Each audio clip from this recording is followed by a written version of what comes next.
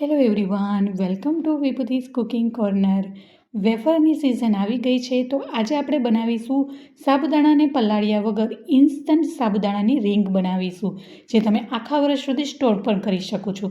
જો તમને મારી રેસીપી ગમી હોય તો વિડીયોને લાઇક કરી શેર કરી દેજો, અને મારી ચેનલમાં નવા આવ્યા હોય ને હજી સુધી મારી ચેનલને સબસ્ક્રાઈબ ના કરી હોય તો સબસ્ક્રાઈબ કરજો ને બાજુમાં આવેલું બેલ આઇકન બટનને પ્રેસ કરજો, જેથી આવનારી નવી રેસીપીના નોટિફિકેશન સૌથી પહેલાં તમારા સુધી મળી રહે. તો ચાલો રેસીપી બનાવવાનું શરૂ કરીએ. સાબુદાણાની રીંગ વેફર બનાવવા માટે પહેલેથી છેલ્લે સુધી નાની નાની ટિપ્સ સાથે આજે આ રેસીપી શેર કરી છે, તો સ્કીપ કર્યા વગર આ રેસીપીને જોજો. તો સૌથી પહેલાં અહીંયા 1 વાટકી જેટલા મેં સાબુદાણા લીધા છે. અહીંયા સાબુદાણાને હલકા એવા કડાઈમાં શેકી લીધા છે, અથવા તો તમે તડકામાં પણ થોડીવાર માટે સુકાવી શકો છો. આવી રીતના તડકામાં સુકાવવાથી કે કડાઈમાં હલકા એવા શેકવાથી મિક્સર જારમાં ઇઝીલી ગ્રાઇન્ડ થઈ જશે. હવે અહીંયા મોટું એવું મિક્સર જાર લીધું છે, અને જે માપથી આપણે સાબુદાણા લીધા છે તેમાં ટ્રાન્સફર કરી અને અધકચરો એવો હું પાવડર બનાવી લઈશ. અહીંયા તમારે એકદમ ફાઇન પાવડર બનાવવો હોય તો પણ બનાવી શકો, અથવા તો આવી રીતના અધકચરો સાબુદાણાનો પાવડર બનાવવો હોય તો પણ બનાવી શકો છો. હવે અહીંયા એક મેં કઢાઈ લીધી છે, તેમાં સાબુદાણાને ટ્રાન્સફર કરી દઈશું. અહીંયા જે વાટકીના માપથી તમે સાબુદાણા લેતા હોય તે જ વાટકીના માપથી આપણે પાણી ઉમેરીશું. અહીંયા ઘરમાં રહેલી કોઈ પણ એક વાટકીનું માપ તમારે સેટ કરી લેવાનો રહેશે. તો અહીંયા જે વાટકીના માપથી મેં સાબુદાણા લીધા છે એ જ વાટકીના માપથી હું અહીંયા અત્યારે 4 વાટકી જેટલું પાણી ઉમેરીશ. ફરી અહીંયા જરૂર પડશે તો પછી હું ઉમેરીશ. તો અત્યારે છે એ હું 4 વાટકી જેટલું પાણી ઉમેરી રહી છું. હવે તેમાં સ્વાદ પ્રમાણે આપણે મીઠું નાખતા હોઈએ છીએ, પણ અહીંયા સ્વાદ કરતાં થોડું એવું મીઠું ઓછું ઉમેરીશું, કારણ કે અહીંયા સાબુદાણાના પ્રમાણમાં પાણીનું પ્રમાણ વધારે છે. તો અહીંયા જ્યારે આપણી આ વેફર તળાઈ જશે તો એ ખારું થઈ જશે, એટલે આપણે જનરલી ટેસ્ટના માપ કરતાં ઓછું એવું મીઠું ઉમેરીશું. અહીંયા આપણે જીરું પણ ઉમેરીશું, પણ આપણે લાસ્ટમાં ઉમેરીશું. પહેલાં જીરું ઉમેરવાથી આપણી છે પીળાશ ઉપર વેફર બનીને તૈયાર થશે, એટલા માટે હું લાસ્ટમાં જીરું ઉમેરીશ. એ હું તમને આગળ જણાવીશ કે ક્યારે જીરું ઉમેરવું. હવે અહીંયા આપણે કઢાઈ જે આપણે સાબુદાણાનું મિશ્રણ છે એ ગેસ ઉપર મૂકીશું. તો અત્યારે મેં થોડીવાર માટે હાઈ ફ્લેમ પર જ હું આ પ્રોસેસને કૂક કરી રહી છું. બાદમાં એને મીડિયમ ટુ હાઈ ફ્લેમ પર આપણે એને કૂક કરીશું.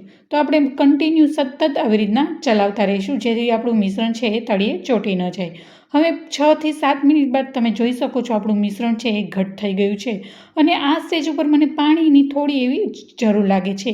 એટલે હું ફરીથી જે વાટકીના માપથી આપણે પાણી ઉમેર્યું હતું તે જ વાટકીના માપથી 2 વાટકી જેટલું હું પાણી ઉમેરી દઈશ. તો અહીંયા ટોટલ 6 વાટકી જેટલું આપણે પાણી ઉમેર્યું છે.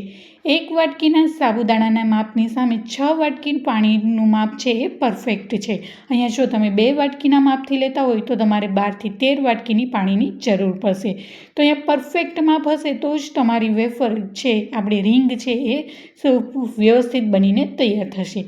પાણી પહેલાંથી જ વધારે ઉમેરી દઈશું તો વેફરનું બગડવાનો ચાન્સ રહેશે. જો વધારે પાણી ઉમેરાઈ જશે તો એમાંથી નીકળશે નહીં, પણ ઓછું હશે તો ઉપરથી તમે ઉમેરી શકો છો. તો આ વાતનું ખાસ ધ્યાન રાખવાનું છે. તમે મિશ્રણ હલાવતા હશો ને ત્યાં જ તમને આઈડિયા આવી જશે કે પાણીની હવે વધારે જરૂર છે કે નહીં. તો અહીંયા 1 વાટકીના સામે 6 વાટકીનું પાણી છે એ પરફેક્ટ માપ છે. હવે આપણું મિશ્રણ છે એ ધીમે ધીમે વધારે ઘટ્ટ થવા લાગ્યું છે, અને સતત એને મીડિયમ ટુ હાઈ ફ્લેમ પર એને કન્ટિન્યુ ચલાવતા રહીશું અને કૂક કરી લઈશું.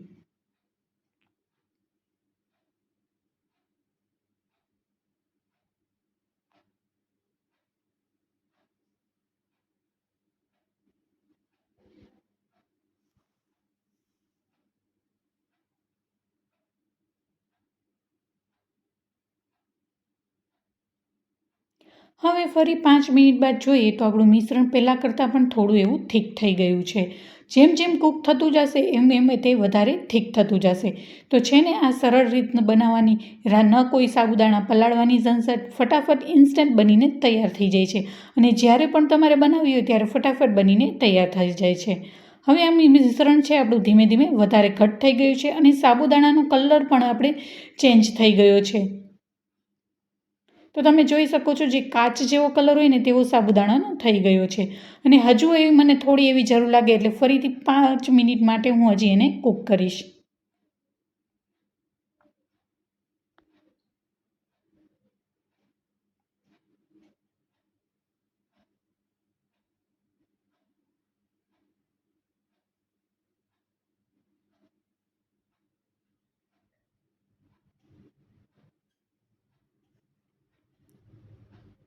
હવે તમે જોઈ શકો છો આપણું મિશ્રણ છે એકદમ વધારે ઘટ્ટ થઈ ગયું છે.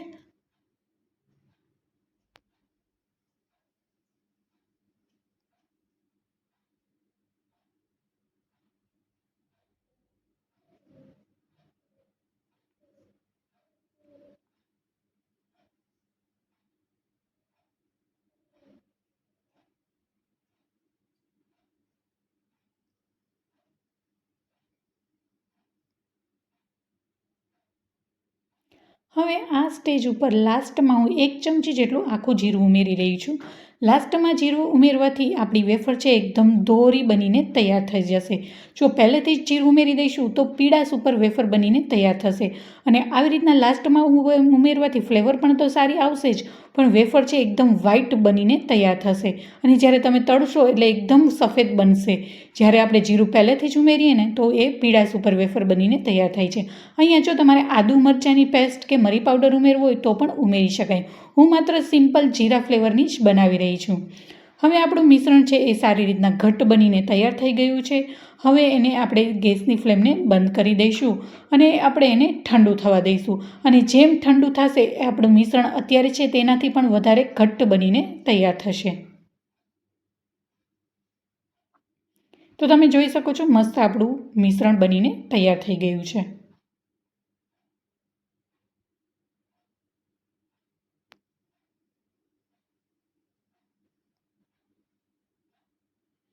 હવે ગેસની ફ્લેમને બંધ કરી અને આપણે આપણું સાબુદાણાનું મિશ્રણ છે એને ગેસ પરથી આવી રીતના નીચે લઈ લઈશું અને એને ઠંડુ થવા દઈશું.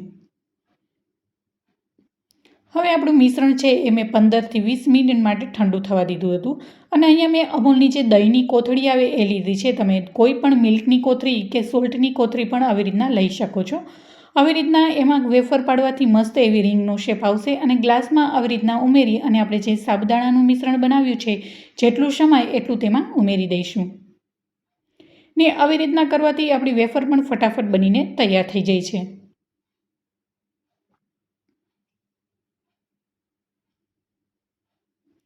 હવે આવી રીતના મેં સાબુદાણાનું બધું જ મિશ્રણ ભરી લીધું છે અને આવી રીતના રબરથી એને આવી રીતના ભરાવી લઈશું જેથી આપણે વેફર ઇઝીલી પડી શકે. હવે અહીંયા કાતરની મદદથી આવી રીતના કોર્નરથી કટ કરી લઈશું અને અહીંયા મેં સારી ક્વોલિટીનું એવું પ્લાસ્ટિક પાથર્યું છે જેથી આપણી વેફર બનીને ઇઝીલી ઉખડી જાય. હવે કોર્નરથી કાતરની મદદથી કટ કરી અને આપણે રિંગનો શેપ આપી દઈશું. અહીંયા તમે રિંગનો શેપ છે કે પછી સ્ટારનો શેપ ગમે તે શેપ આપી શકો છો. તો મસ્ત આવી જ રીતના બધી જ રિંગનો શેપ હું આપી દઈશ. અને બાળકોને તો આવી રીતના જોતાં જ આવી રીતના અલગ અલગ શેપમાં આપશો તો તરત જ ખાવાનું મન થઈ જશે. તો ખૂબ જ સરળ રીતના આવી જ રીતના બધી જ હું રિંગ સાબુદાણાની વેફરને હું બનાવી લઈશ.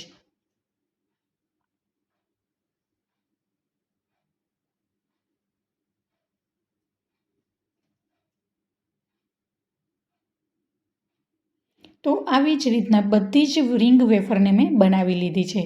5થી 6 કલાક બાદ તમે આવી રીતના ઉકાળી અને એને પલટાવીને પણ સુકાવી લેવાની, એટલે બંને સાઈડથી સુકાઈ જશે. તો 5થી 6 કલાક બાદ તમે જોઈ શકો છો આવી રીતના એને પલટાવી લઈશું જેથી નીચેના ભાગમાં પણ સારી રીતના સુકાઈ જાય. અને આ વેફર સુકવવામાં માત્ર 2 જ દિવસમાં બનીને તૈયાર થઈ જશે અને ઝાઝો એવો સમય પણ નહીં લાગે. તો 2 દિવસ બાદ તમે જોઈ શકો છો આપણી સાબુદાણાની બધી જ રિંગ છે એકદમ સારી રીતના સુકાઈ ગઈ છે. અને તમને તોડીને બતાવું તો મસ્ત એવી સરસ સુકાઈ ગઈ છે. હવે આપણે આ વેફરને ફ્રાય કરીશું. તો તમે જોઈ શકો છો એકદમ ધોરી બનીને તૈયાર થઈ ગઈ છે.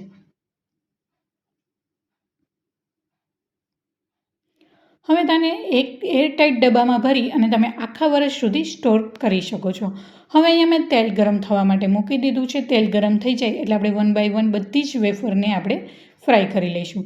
હવે તેલ સારી રીતના ગરમ થઈ ગયું છે. અહીંયા થોડી થોડી રિંગ આવી રીતના એડ કરી અને આપણે એને તળી લઈશું. તો તમે જોઈ શકો છો તેલમાં મૂકતાની સાથે જ ફટાફટ તળાઈ જાય છે અને તમે જોઈ શકો છો એકદમ વ્હાઈટ બનીને તૈયાર થઈ છે.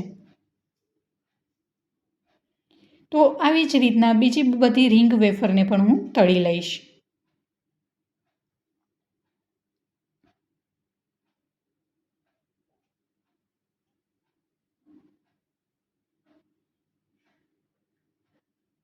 અને આ વેફરને તમે ચા સાથે પણ સર્વ કરી શકો છો, એટલી ટેસ્ટી બનીને તૈયાર થાય છે. તો આવી જ રીતના બધી જ સાબુદાણાની રીંગને મેં ફ્રાય કરી લીધી છે અને તમે જોઈ શકો છો એકદમ વ્હાઈટ બનીને તૈયાર થઈ ગઈ છે. તો આવી રીતના મારી રીતથી ચોક્કસથી તમે ઘરે બનાવજો અને બધાને બહુ જ ભાવશે અને મોઢા મૂકતા પીગળી જશે અને જે વડીલોને દાંત નહીં હોય ને તે વડીલો પણ ખાઈ શકશે, એટલી ફોરી બનીને તૈયાર થઈ જાય છે. તો કેવી લાગી મારી ઇન્સ્ટન્ટ સાબુદાણાની રીંગ વેફરની રેસીપી મને જરૂરથી જણાવજો. જો તમને મારી રેસીપી ગમી હોય તો વિડીયોને લાઇક કરી શેર કરી દેજો અને મારી ચેનલમાં નવા આવ્યા હોય ને હજી સુધી મારી ચેનલને સબસ્ક્રાઈબ ના કરી હોય તો પ્લીઝ સબસ્ક્રાઈબ કરજો ને બાજુમાં આવેલું બેલ આઇકન બટનને પ્રેસ કરજો, જેથી આવનારી નવી રેસીપીના નોટિફિકેશન સૌથી પહેલાં તમારા સુધી મળી રહે. અને તમારે કઈ વેફરની રેસીપી જોઈએ છે એ પણ મને કોમેન્ટ બોક્સમાં જરૂરથી જણાવજો. ફરી મળીશું એક નવી જ રેસીપી સાથે અને એક નવા જ સ્વાદ સાથે. ત્યાં સુધી આવજો and thank you for watching.